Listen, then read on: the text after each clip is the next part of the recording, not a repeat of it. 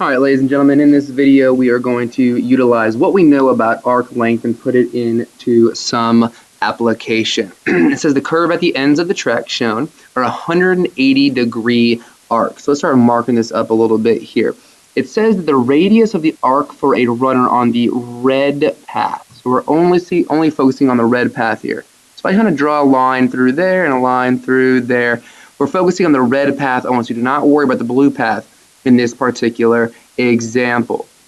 The radius of this arc is 36.8. So we're using the 36.8 in this example. We're not going to focus on the 44.02 because that would be the radius all the way to the blue arc. About how far does this runner travel to go once around the track, round to the nearest tenth of a meter? Let's think about this here for a sec. Well, what do we know?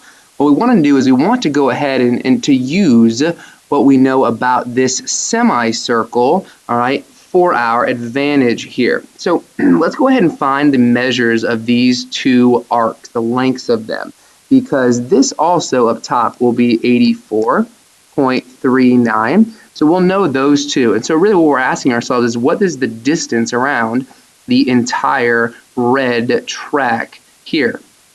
So in our case here, we know that arc length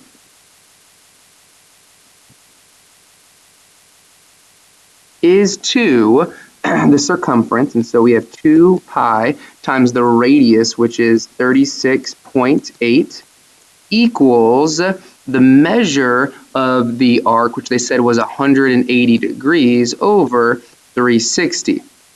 Well, 180 and 360 ends up being just 1/2, so let's make our life a little bit easier there.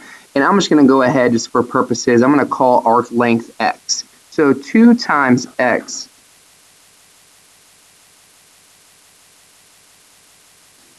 and that will equal on the other side 2 pi times 36.8. Now I didn't go ahead and multiply through by 2 because the 2's on both sides will cancel once you divide them through, and so really the arc length is just 36.8 pi. And now to give a little bit more of some value onto this, 36.8 times pi is roughly about 115.6. So we have 115.6 here. We also have 115.6 here. So really, we're just adding up all 4 of these distances together.